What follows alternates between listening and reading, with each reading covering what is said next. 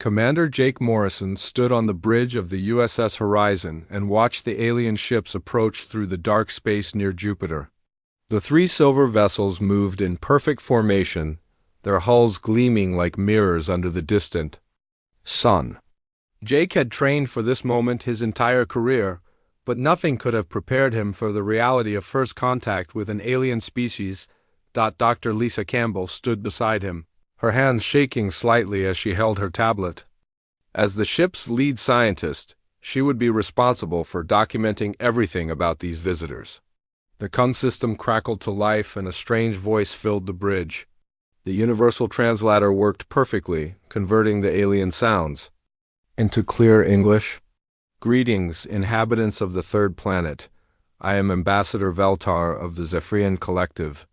We request permission to speak with your planetary government. Jake looked at Lisa, who shrugged. Neither of them had expected this particular problem. Ambassador Veltar, this is Commander Jake Morrison of the United Earth Space Fleet. We welcome you to our solar system. However, I need to explain something about our government situation. A long pause followed before Veltar responded. Please clarify your meaning, Commander Morrison. Well, Earth doesn't exactly have one government. We have about 200 different countries, each with their own leaders. Sometimes they work together, sometimes they don't. It's complicated. The silence that followed lasted so long that Jake wondered if the communication link had failed. When Veltar finally spoke again, his voice carried what sounded like confusion and concern. You are saying your species has not achieved planetary unity? How do you coordinate space exploration? How do you make decisions that affect your entire world? Jake scratched his head.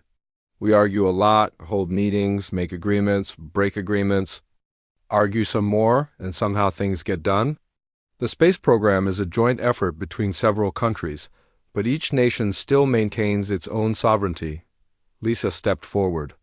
Ambassador, would you like to dock with our ship? We could explain things better in person. Another long pause. We must first ensure compatibility of our environmental systems. What is the atmospheric composition of your vessel? Standard Earth atmosphere, Lisa replied. 78% nitrogen, 21% oxygen, with trace amounts of other gases. Temperature is maintained at 22 degrees Celsius, with 50% humidity. The response came quickly this time, and Veltar sounded alarmed. You maintain such a diverse gas mixture, and you allow humidity? How do you prevent contamination? Lisa frowned. Contamination from what? Microorganisms, bacteria, viruses, fungal spores? Surely you maintain sterile environments for space. Travel? Jake and Lisa exchanged glances. Ambassador, our ships aren't sterile. We actually carry billions of microorganisms with us wherever we go. They live on our skin, in our digestive systems, even in our lungs. We need them to stay healthy. The communication link fell silent again. When Veltar spoke, his voice was barely above a whisper. You deliberately expose yourselves to microorganisms, and you require this exposure for survival? That's right, Lisa said cheerfully. The human body is actually more bacteria than human cells. We have a symbiotic relationship with our microbiome. This is most disturbing, Veltar muttered. Nevertheless, we shall dock with your vessel. Our environmental suits should protect us from your contaminated atmosphere.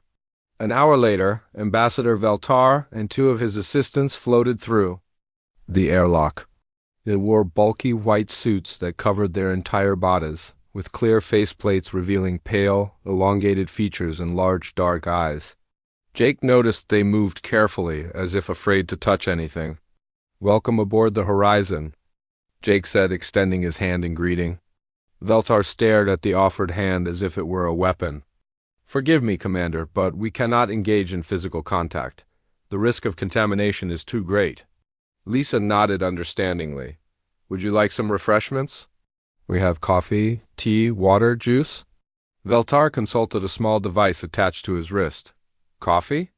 Our databases indicate this is a heated extract of plant matter mixed with the secretions of domesticated mammals. That's right, Jake said proudly. We also have pizza if you're hungry. It's bread topped with tomato sauce, cheese, and various meats or vegetables. The alien's eyes widened in horror. You consume fermented plant matter and processed animal proteins together, and you heat these substances? It's delicious, Lisa added helpfully. Pizza is one of humanity's favorite foods. Veltar backed away slowly. Perhaps we should proceed directly to the diplomatic discussions. We have much to learn about your species, and I fear we have gravely underestimated the challenges of establishing relations with Earth. Jake smiled, unaware that this simple expression terrified the aliens, who interpreted the baring of teeth as a threat display. Don't worry, Ambassador.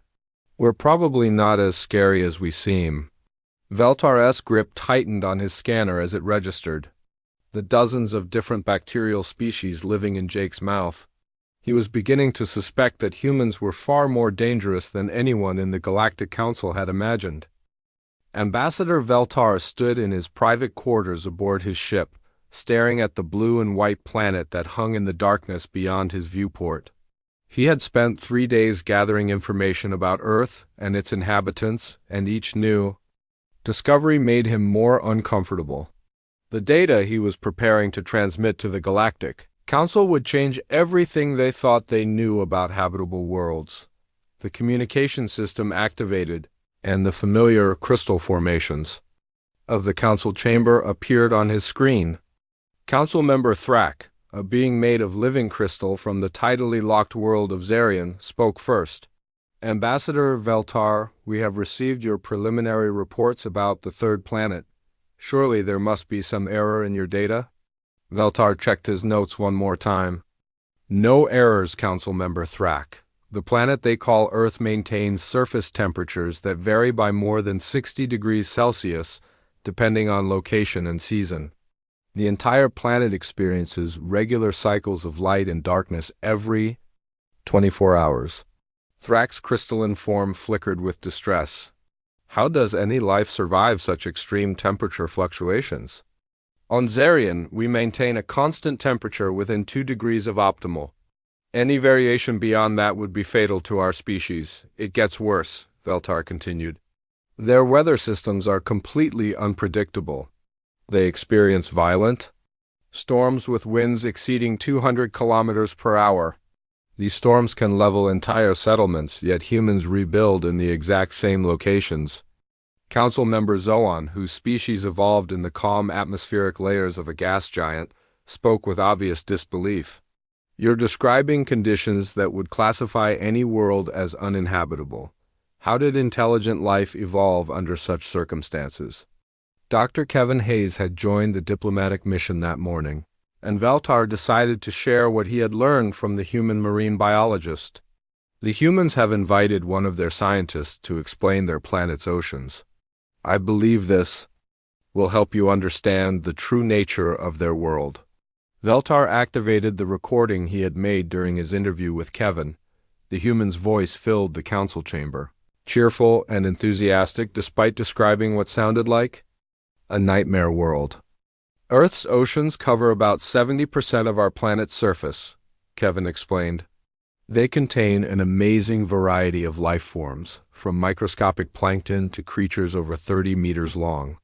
Some of our ocean predators can bite through metal and detect electrical fields from great distances. The council members sat in stunned silence as Kevin continued. Humans have been exploring these oceans for thousands of years. We swim in them, dive to their depths, and harvest food from them. Some humans spend their entire lives working on or under the water. Veltar paused the recording. Council members, I must emphasize that these humans voluntarily enter bodies of liquid that contain creatures capable of consuming them. They do this not for survival, but for what they call recreation. Council member Yith, whose aquatic homeworld contained only gentle filter feeders, made a sound that the universal translator rendered as horrified gasping. They enter the hunting grounds of apex predators for entertainment? The situation becomes more disturbing, Veltar said, activating another recording. This time, Dr. Amy Foster appeared on the screen. The human anthropologist had eagerly shared Earth's geological history with the alien delegation. Our planet is incredibly active geologically, Amy explained with obvious pride. We have massive tectonic plates that constantly move and collide, creating mountain ranges and causing earthquakes. We have over 1,500 active volcanoes that can erupt at any time, covering vast areas with molten rock and ash. Amy pulled up a holographic display showing Earth's geological activity. Some of our largest cities are built directly on fault lines or near active volcanoes. Los Angeles sits on the San Andreas Fault, which could produce a massive earthquake at any moment. Naples in Italy is built in the shadow of Mount Vesuvius, which has destroyed the area multiple times throughout history. The hologram showed the aftermath of various natural disasters, cities flattened by earthquakes, landscapes buried under volcanic ash, entire coastlines reshaped by tsunamis. Yet in every image, humans could be seen rebuilding in the same dangerous locations. The humans seem to be attracted to the most dangerous areas of their planet, Veltar observed. They build their settlements in places where their own world regularly attempts to eliminate them. Council member Thrax's crystal form had dimmed considerably. Ambassador Veltar, are you certain these humans are actually intelligent? This behavior suggests a fundamental inability to process cause and effect. I had the same thought initially, Veltar replied. However, their technology is quite advanced and their problem-solving abilities are remarkable. They seem to view their planet's hostility as a challenge to overcome rather than a threat to avoid. Dr. Foster's voice continued from the recording. Earth has experienced 5 major mass extinction events where most life on the planet was eliminated. The most recent was 65 million years ago when an asteroid impact killed the dinosaurs. Yet life always finds a way to recover and evolve into new forms. The council chamber fell silent as the implications sank in. Council member Zoan finally spoke, his voice trembling. You're telling us that their planet regularly attempts to sterilize all life? And they consider this normal? Not just normal, Veltar corrected. They seem to find it exciting. Dr. Foster spoke of these extinction events with the same enthusiasm. Other species reserved for discussing pleasant weather. Veltar activated his final recording, showing Kevin Hayes describing human underwater activities. The marine biologist had brought footage of humans swimming with creatures that could easily kill them, diving to crushing depths where the pressure would instantly destroy most life forms, and surfing on waves that could smash a being against solid rock. I'm beginning to understand why no other intelligent species has emerged from Deathworlds, Councilmember Yith said quietly. The conditions would kill them before they could develop technology. Only something as apparently indestructible as these humans could survive long enough to achieve spaceflight. Veltar nodded grimly. Council members, I respectfully request that Earth be classified as a Class 12 Deathworld, the highest rating in our system. These humans have evolved on a planet that would be considered a weapon of mass destruction if it could be moved.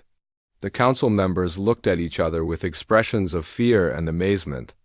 They were beginning to realize that first contact with humanity would require a complete revision of their understanding of what constituted a habitable world. Researcher Quindle floated in his laboratory aboard the Zephyrian science vessel, surrounded by holographic displays showing human biological data.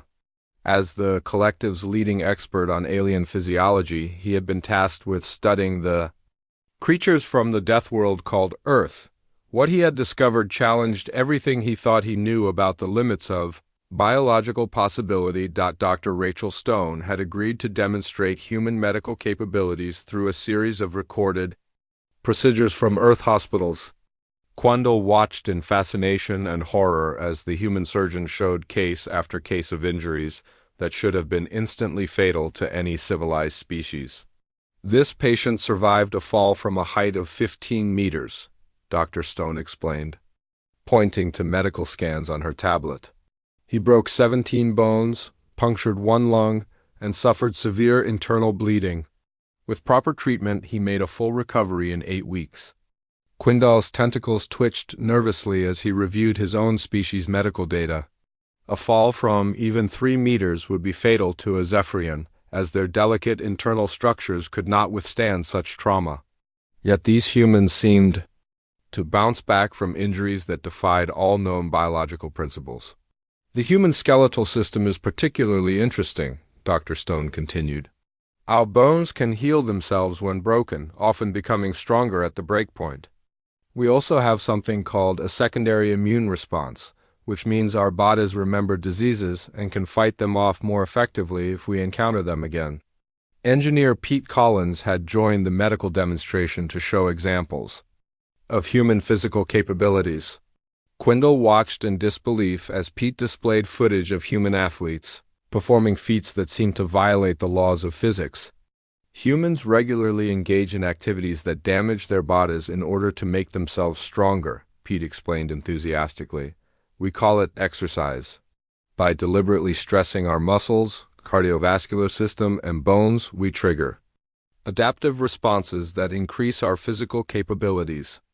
The recording showed humans lifting objects several times their own body weight, running for hours without stopping, and engaging in combat sports where they intentionally struck each other. Quindle's species would consider such behavior evidence of severe mental illness. This human ran a distance of over 42 kilometers without stopping, Pete said, showing footage of a marathon race. She finished in just under 3 hours. Humans regularly compete in these endurance events for recreation. Quindle checked his calculations 3 times. According to his data, the energy expenditure required for such a feat should result in complete system failure within the first few kilometers. Yet the recording showed thousands of humans completing the race, with many appearing tired but otherwise unharmed. Dr. Jennifer Brooks had provided the most disturbing information of all. The human immunologist had eagerly explained how the human immune system functioned, apparently unaware that she was describing what sounded like biological warfare being conducted inside their own bodies. The human immune system is incredibly aggressive, Dr. Brooks explained with obvious pride. We have specialized cells that patrol our bodies looking for threats. When they find bacteria, viruses, or other foreign materials, they attack and destroy them using chemical weapons. She pulled up a microscopic image showing white blood cells engulfing and digesting bacterial invaders. Our neutrophils can actually explode themselves to create toxic nets that trap and kill multiple threats at once. It's quite effective, though. It does result in tissue damage that we call inflammation. Quindle made urgent notes as Dr. Brooks continued. Sometimes our immune system gets confused and attacks our own tissues. We call these autoimmune diseases. Humans have developed ways to live with these conditions, often for decades, even though their bodies are literally at war with themselves. The most shocking revelation came when Dr. Brooks explained human symbiosis with microorganisms. We carry trillions of bacteria, fungi, and other microbes throughout our bodies. Most of them are beneficial partners that help us digest food, produce vitamins, and protect us from harmful organisms. She showed a cross-section of human intestinal tissue that was absolutely swarming with microbial life. Without our microbiome, humans cannot survive. We have co-evolved with these organisms to the point where we are essentially walking ecosystems rather than individual organisms. Quindle transmitted his findings to Ambassador Valtar, who shared them with the Galactic Council. The response was immediate and alarmed. You're telling us that humans are not actually single organisms? Council member Thrak asked. They are mobile colonies of thousands of different species? That appears to be correct, Quindle replied. Each human carries more bacterial cells than human cells. They are essentially biological spacecraft for microbial civilizations. Pete Collins had provided additional data that made the situation even more concerning. Humans can survive without food for 30 to 40 days, he explained. They can go 3 to 5 days without water. They can hold their breath for several minutes underwater, and some trained individuals can extend this to over 20 minutes. The engineer showed footage of humans working in extreme conditions, underwater welders working at depths that should crush any living thing, Arctic researchers surviving in temperatures that would freeze most liquids, desert explorers crossing vast wastelands where water was almost non-existent. The most remarkable thing about human adaptation is how quickly it occurs, Pete continued. A human can travel from sea level to high altitude and adapt to the lower oxygen within days. They can adjust to extreme heat or cold within weeks. Their bodies literally reshape themselves to meet environmental challenges. Dr. Stone had saved the most disturbing revelation for last. Humans can survive the loss of entire organ systems, she explained. We can live with one kidney, one lung, portions of our liver removed, and even major sections of our brain destroyed. The remaining organs often compensate for the missing parts. She showed scan images of humans who had survived traumatic injuries that removed significant portions of their anatomy. This patient lost his entire left arm and part of his shoulder in an industrial accident. He not only survived, but learned to use his remaining arm with remarkable efficiency. His brain actually rewired itself to optimize single-arm coordination. Quindle compiled his final report with trembling tentacles. Council members, these humans are not merely survivors of a death world. They are biological impossibilities that shouldn't be able to exist according to our understanding of life itself. They are walking ecosystems with immune systems that function as internal warfare, skeletal systems that rebuild themselves stronger after damage, and adaptation capabilities that border on supernatural. The silence from the council lasted several minutes before Council Member Zoan finally spoke. Researcher Quindle, are we certain these humans are natural life forms? Could they be artificial constructs designed for survival in impossible conditions? All evidence suggests they evolved naturally on their death world, Quindle replied. The truly terrifying implication is that Earth didn't just produce one impossible species. Dr. Brooks showed me data on other Earth life forms that display similar characteristics. The entire planet appears to be populated by biological impossibilities. The council members absorbed this information in stunned silence, realizing they were dealing with life forms that challenged the very foundations of their biological sciences. Dr. Nick Carter led the alien delegation through the corridors of the USS Horizon, eager to demonstrate what he considered one of humanity's most remarkable traits. The xenopsychologist had spent his career studying social behaviors across different species, but he knew the aliens would find human bonding patterns particularly fascinating. I want to show you something that I think will help explain human social dynamics, Nick said as they approached the ship's security section. We call it pack bonding, and it's central to understanding how humans function. Ambassador Veltar and his research team followed nervously, their environmental suits making soft hissing sounds as they moved. They had grown somewhat accustomed to the strange human ship, though they still refused to remove their protective gear. Sergeant Mike Torres stood waiting for them in the security bay, and beside him sat a large German shepherd dog named Rex. The alien delegation stopped abruptly when they saw the animal, their scanners immediately identifying it as a predator with powerful jaws and sharp teeth. Ambassador Veltar, I'd like you to meet Rex, Nick said cheerfully. He's Sergeant Torres's partner and has been with our ship for 3 years. Veltar's voice came through his suit speaker, tight with concern. Dr. Carter, our sensors indicate that creature is a carnivorous predator. Why is it not contained? Has it been sedated? Mike Torres laughed, which caused the aliens to step back further. Rex isn't sedated and he doesn't need to be contained. He's family. Mike reached down and scratched behind Rex's ears, causing the dog's tail to wag enthusiastically. You form emotional attachments to predators? Quindle asked, his voice rising in pitch. Does this creature serve some military function? Well, Rex does help with security, Mike admitted. He can detect explosives, track scents, and protect the crew if necessary, but that's not why he's here. He's here because he's my friend. Nick nodded enthusiastically. This is what we mean by pack bonding. Humans have an almost supernatural ability to form emotional connections with other species. Rex is considered a full member of our crew with his own quarters and medical care. The aliens watched in fascination and horror as Mike produced a rubber ball and threw it down the corridor. Rex immediately gave chase, retrieved the ball, and brought it back with obvious joy. Mike praised the dog and scratched his head while Rex's entire body wiggled with happiness.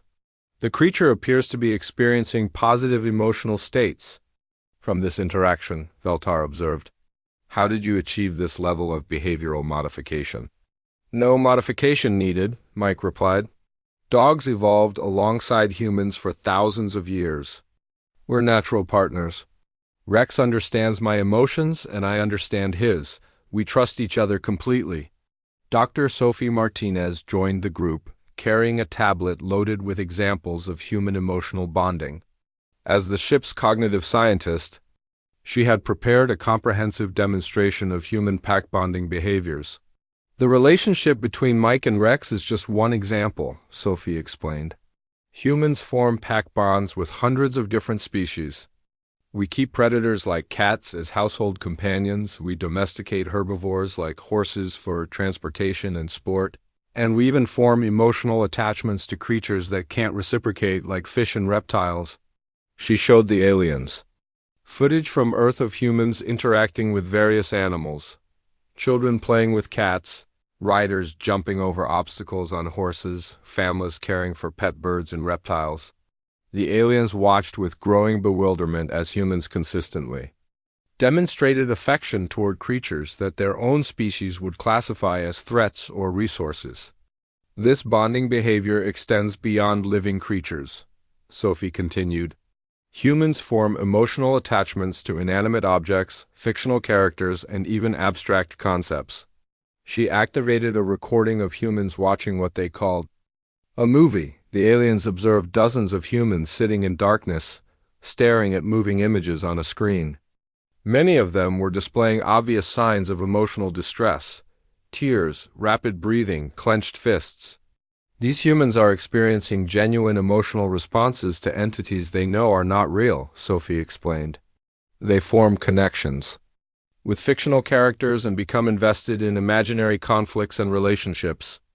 Veltar consulted his scanner, which showed elevated stress hormones and increased heart rates among the movie watchers. Their biological responses indicate they believe these fictional events are actually occurring. Is this a form of mental illness? Not at all, Sophie replied. This is normal human behavior. We call it empathy, and it's one of our greatest strengths. Humans can understand and share the emotions of others, even when those others are completely different from ourselves. Communications. Specialist Ryan Clark had joined the demonstration to show the aliens another puzzling aspect of human behavior. I want to play some recordings of human conversations for you.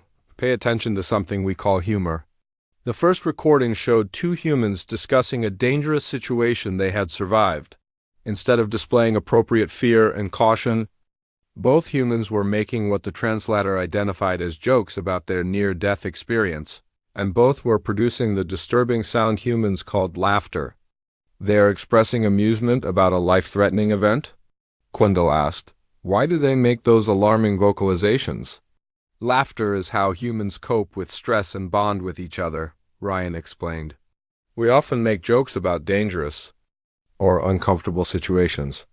It helps us feel better and brings us closer together. The next recording showed humans using what Ryan called sarcasm, saying one thing while meaning the exact opposite. The aliens struggled to understand how this could possibly aid communication. But if they say the opposite of what they mean, how do other humans understand the actual message? Veltar asked. Context, tone of voice, facial expressions, body language, Ryan replied. Humans communicate on multiple levels simultaneously. We share far more information than just the words we speak. The final demonstration showed humans bonding over shared traumatic experiences. Veterans of dangerous missions would gather and tell stories about their worst moments, but instead of displaying trauma responses, they would laugh, embrace, and clearly strengthen their emotional connections through these discussions. This appears to be the opposite of logical behavior, Quindle observed. Discussing traumatic events should increase stress and damage social bonds, not strengthen them. That's what makes humans unique, Nick explained. We form stronger connections through shared adversity. The worse the experience, the stronger the bond between those who survived it together. Sophie pulled up brain scans showing human neural activity during various bonding activities. Human brains are wired to seek connections with other beings. We release chemicals that make us feel good when we form these bonds, and we suffer when those bonds are broken. She showed footage of humans grieving the loss of their animal companions, displaying the same emotional responses they would show for deceased family members. Humans will risk their own lives to save creatures they've bonded with, even when those creatures serve no practical purpose. Veltar reviewed all the data they had collected about human bonding behavior. Dr. Carter, are you saying that humans form deep emotional attachments indiscriminately? That they will pack bond with any creature or entity they encounter? Pretty much, Nick replied cheerfully. Give a human enough time, and they'll find a way to emotionally connect with almost anything. It's both our greatest strength and our most terrifying characteristic. The aliens exchanged glances through their faceplates, beginning to understand why humans were so successful despite living on a Deathworld. They also realized with growing alarm that the longer they spent with these humans, the more they found themselves beginning to like them. Dr. Linda Brooks stood in the USS Horizon's environmental control room, surrounded by displays showing Earth's diverse climate zones. As the ship's environmental specialist, she had prepared what she hoped would be the most comprehensive demonstration yet of human adaptability. The alien delegation gathered around her, their environmental suits humming softly in the recycled air. I want to show you how humans have spread across our entire planet. Linda began activating a three-dimensional map of Earth. Unlike most species which evolve for specific environmental niches, humans have successfully colonized every continent and almost every climate zone on our world. The map lit up with thousands of points representing human settlements.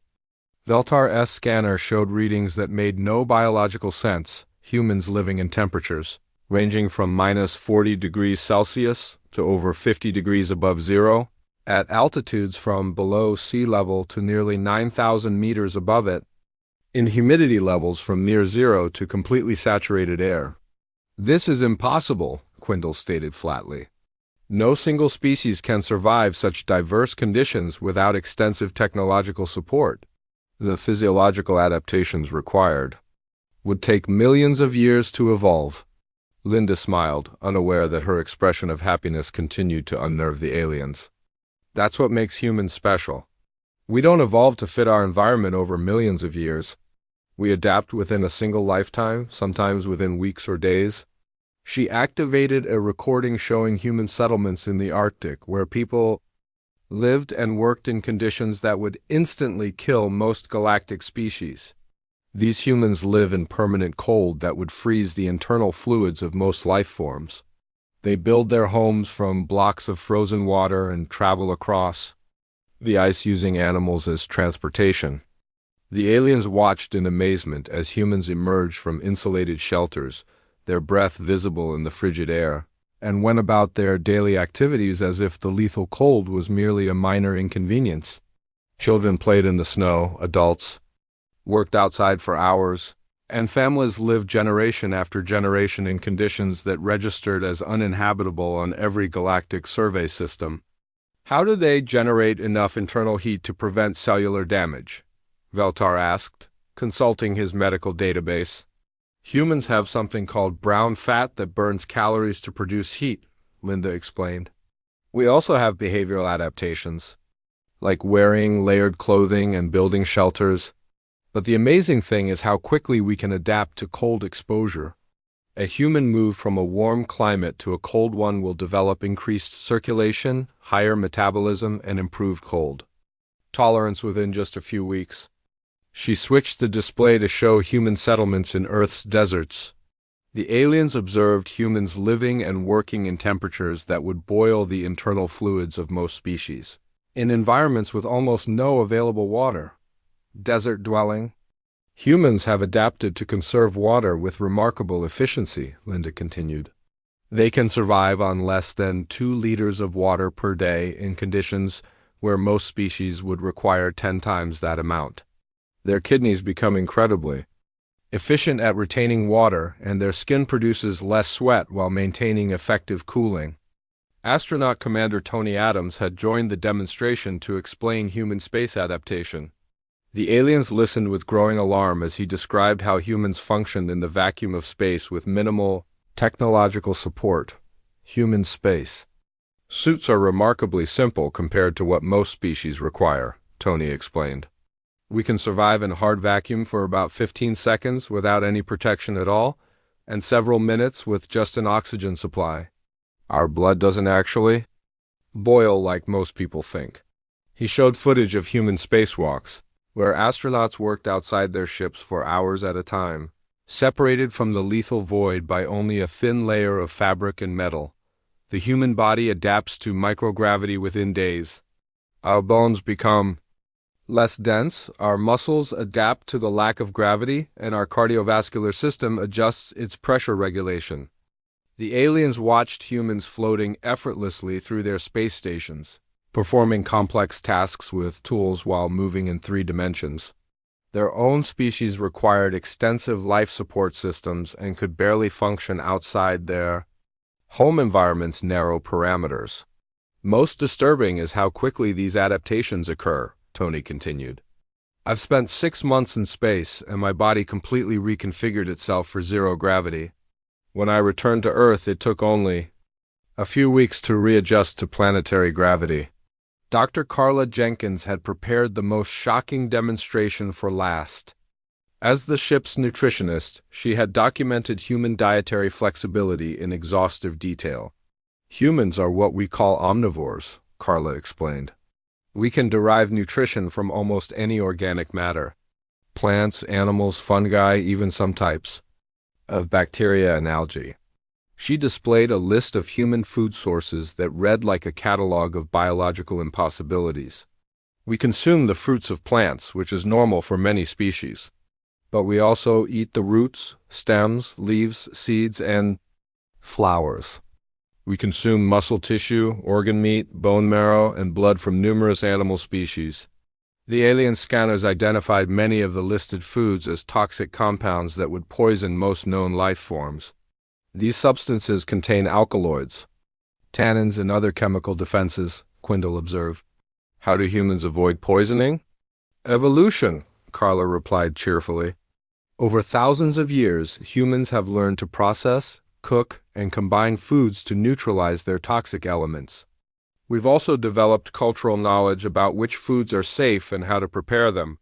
She showed footage of humans consuming foods that their own species would classify as industrial waste, fermented plant matter, aged dairy products full of bacteria, pickled vegetables preserved in acid, and meats cured with salt concentrations.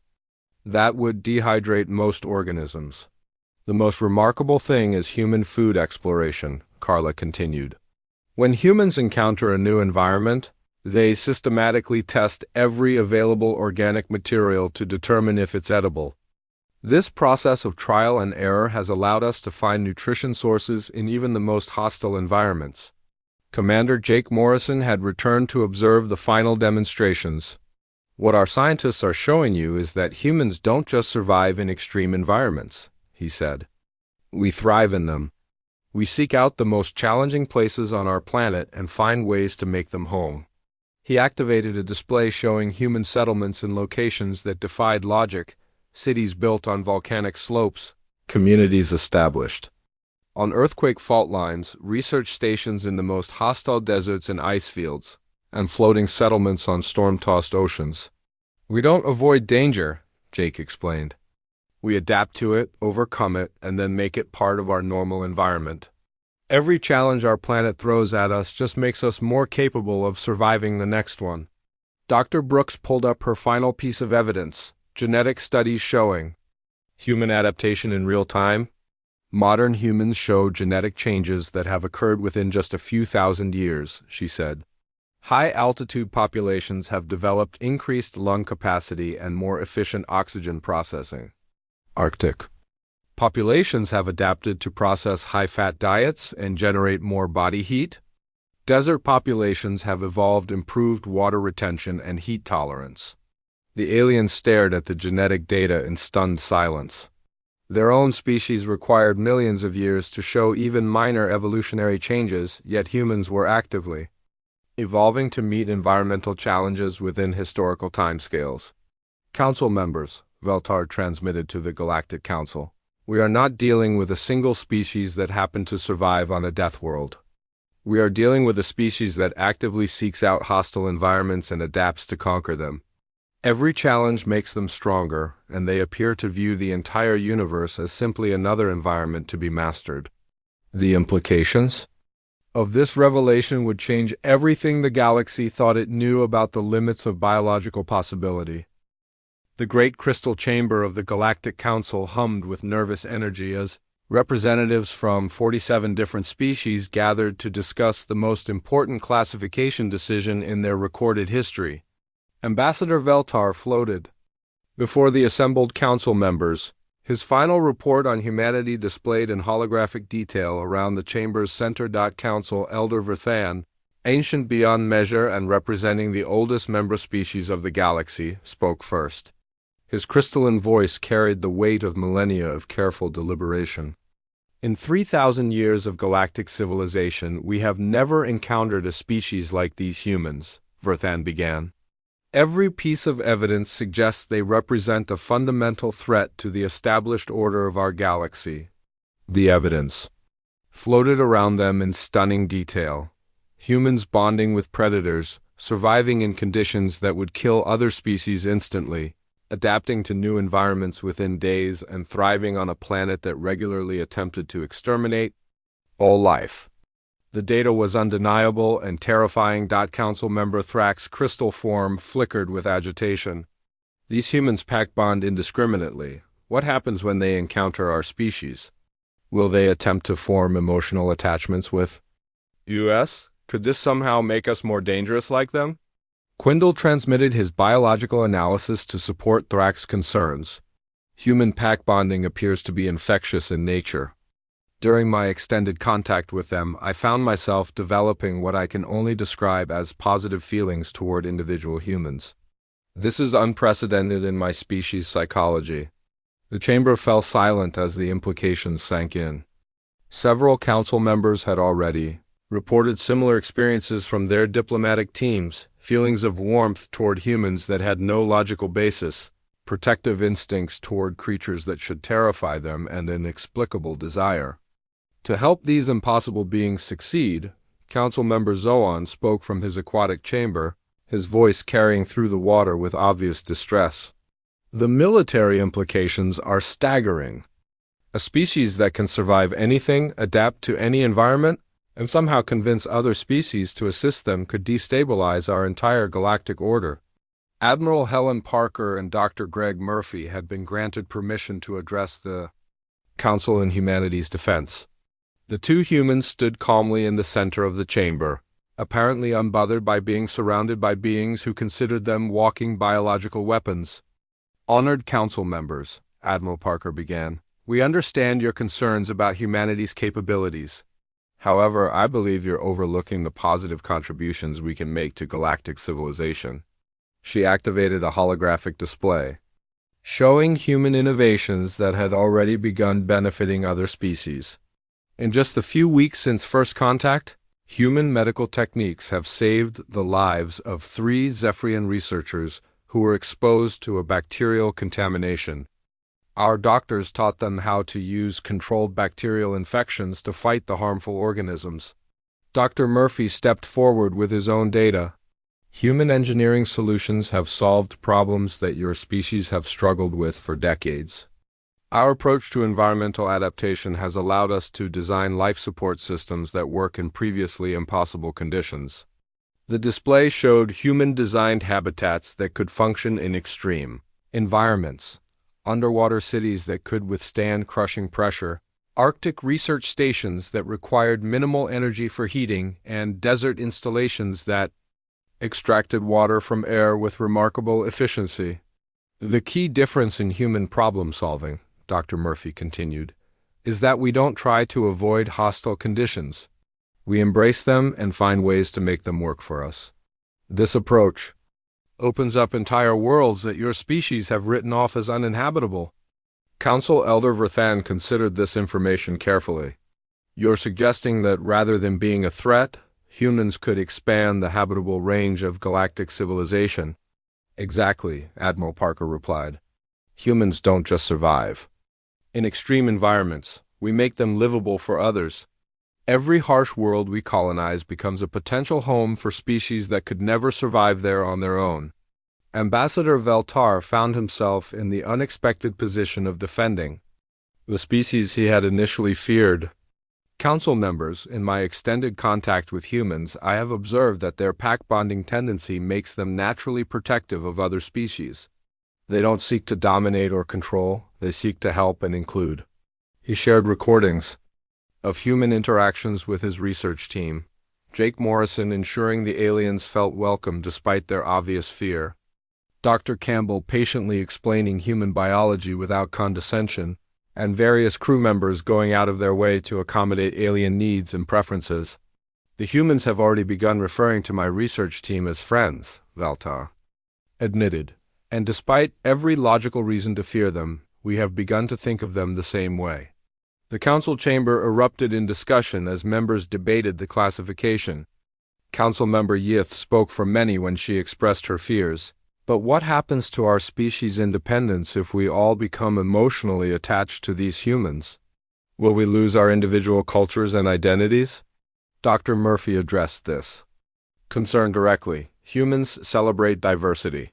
We don't want other species to become like us. We want to learn from your unique perspectives and abilities.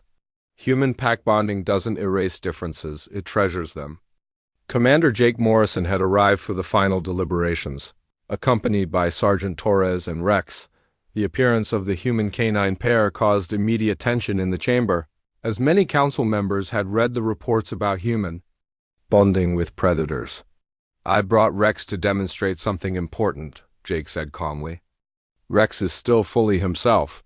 He hasn't become human, and I haven't become a dog. Our bond makes us both better at what we naturally do. I'm a better commander because of Rex's loyalty and instincts. Rex is a better dog because of my care and protection. Council member Zoan observed the interaction between human and animal with fascination. The creature maintains its natural behaviors while displaying obvious affection for the human. This is cooperation, not domination. After hours of debate, Council Elder Verthan called for the final classification vote. We have three options. Before us, we can classify Earth as a forbidden Deathworld and quarantine humanity. We can classify them as a potential threat requiring constant monitoring. Or we can create an entirely new classification category. The vote was closer than anyone expected, but the final decision was unanimous once Council Member Thrak changed his position. I've been thinking about the bacterial contamination incident that Admiral Parker mentioned. My own researchers would have died if they had followed our standard sterile protocols. It was only by adopting human methods, by working with dangerous organisms instead of avoiding them, that they survived. Verthan announced the decision with ceremonial gravity. Earth is hereby classified as a beneficial death world, and humans are designated as friendly apex pack bonders. This is a new category that recognizes both the extreme nature of their capabilities and their positive intentions toward other species. The new classification came with specific protocols. Humans would be welcomed as equals in galactic civilization. Human colonies would be established to serve as emergency refuges for other species in hostile environments, and human problem-solving methods would be studied and adapted by other species for their own challenges. Jake Morrison was formally invited to establish a permanent human embassy at the council station. As the USS Horizon prepared to depart with a mixed crew of humans and aliens, the changes were already visible. Veltar had removed his environmental suit and was learning to drink coffee with Dr. Campbell. Quindle was enthusiastically planning joint research projects with human scientists. Even the normally reserved council member Thrak had requested a human engineering team to help design new habitats for extreme environments. The final scene showed the observation deck of the council station, where humans and aliens stood together. watching Earth's chaotic weather patterns through the viewport. Veltar turned to Dr. Campbell with what could only be described as affection in his large alien eyes. "I still don't understand how you can love a world that tries so hard to kill you," he said. Lisa smiled as lightning illuminated Earth's storm clouds in brilliant displays of natural violence. "That's exactly why we love it. Every day our planet challenges us to be stronger, smarter, and more adaptable. It made us who we are, and who we are is apparently exactly what the galaxy needs." As the mixed crews prepared for their journeys to new worlds, the galaxy was already changing. Human pack bonding was proving to be not just harmless but beneficial. Species that had never cooperated before were finding common ground through their shared affection for their human friends. The age of galactic isolation was ending. Replaced by an era of cooperation that no one had thought possible, the humans had done what humans always did. They had turned a threatening situation into an opportunity for everyone to become better than they were before.